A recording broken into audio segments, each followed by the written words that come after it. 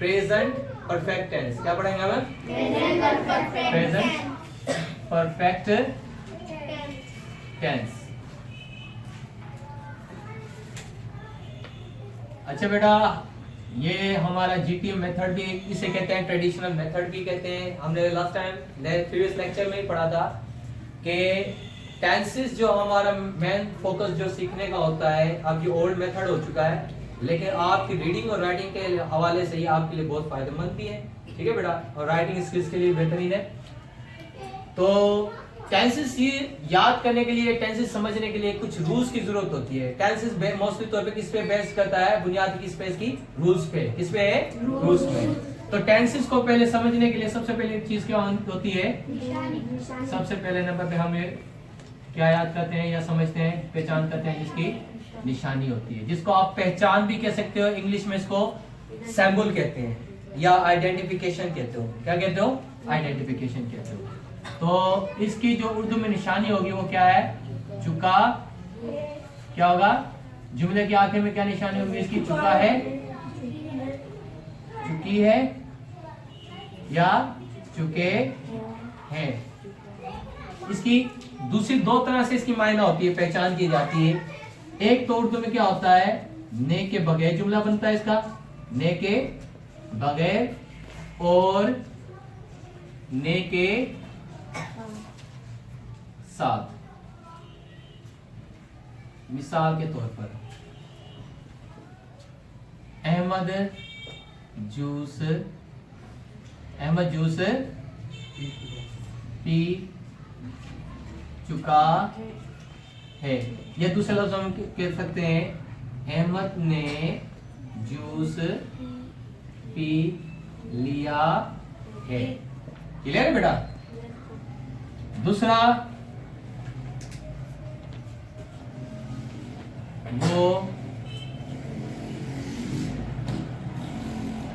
वो मैच जीत चुके हैं।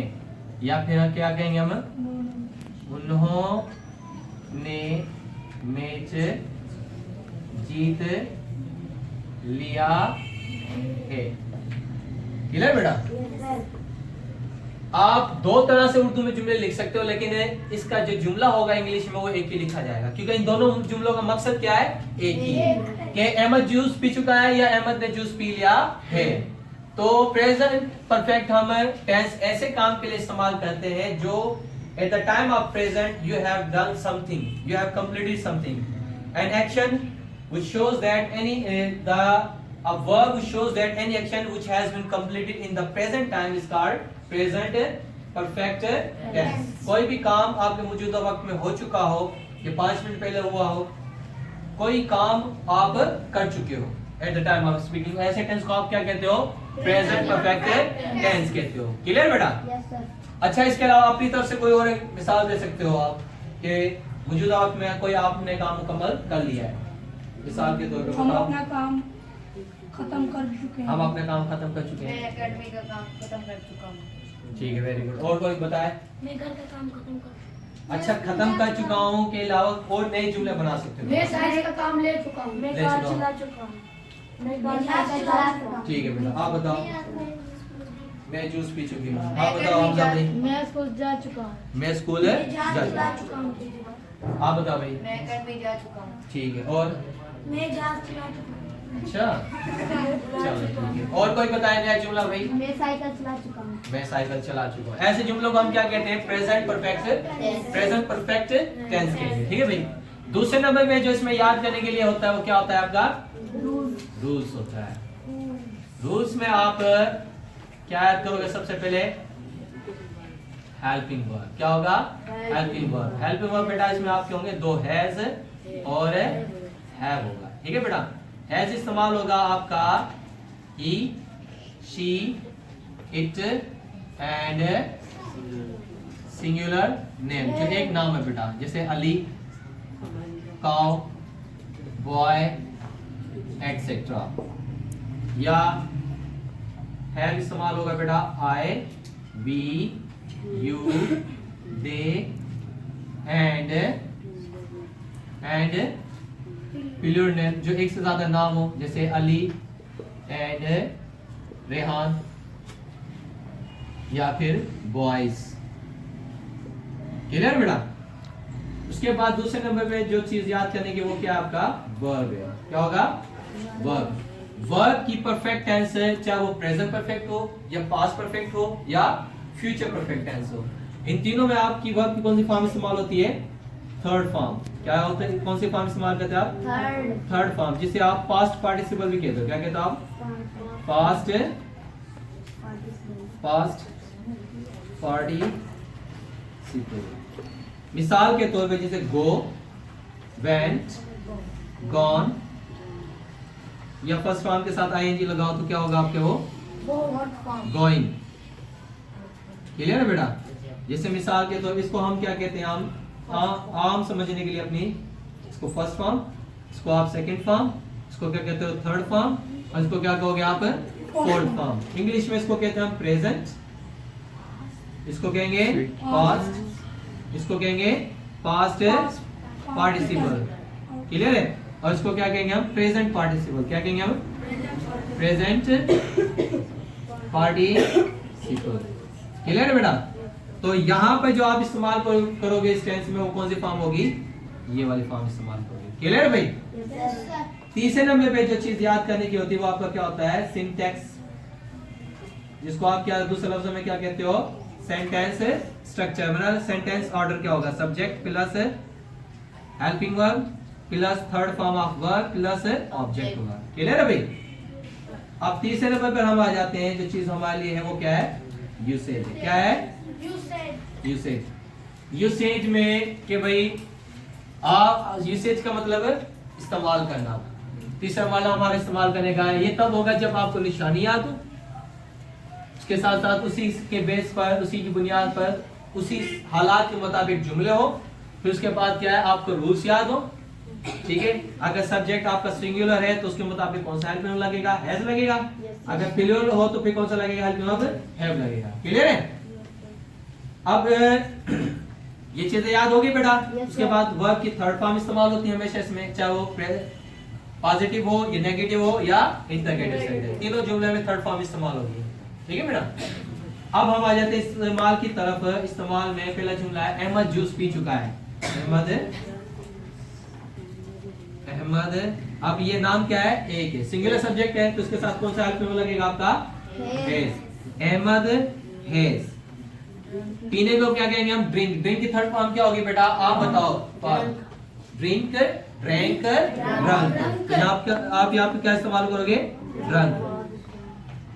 Ahmad has drunk juice. Ahmad juice पी चुका है। अगर आपने को इसका नेगेटिव बनाना है, क्या बनाना है? नेगेटिव बनाना है। मैंने आपको पिछले टेंस से पढ़ाया था, किसी भी टेंस का आपने नेगेटिव बनाना हो तो उसी टेंस का आप हेल्पिंग वर्ब तलाश करो, उसी जुमले में होगा। ठीक है? तो उस हेल्पिंग वर्ब के बाद आप नॉट लगाओगे तो आपका क्या होगा? नेगेटिव। अगर हेल्पिंग वर्ब को जुमले में सबसे पहले उठा के रखते हो सब्जेक्ट से पहले, तो वो क्या होगा आपका? इंटरगेटिव। तो यहाँ पर हम किसके बाद नॉट लगाएंगे?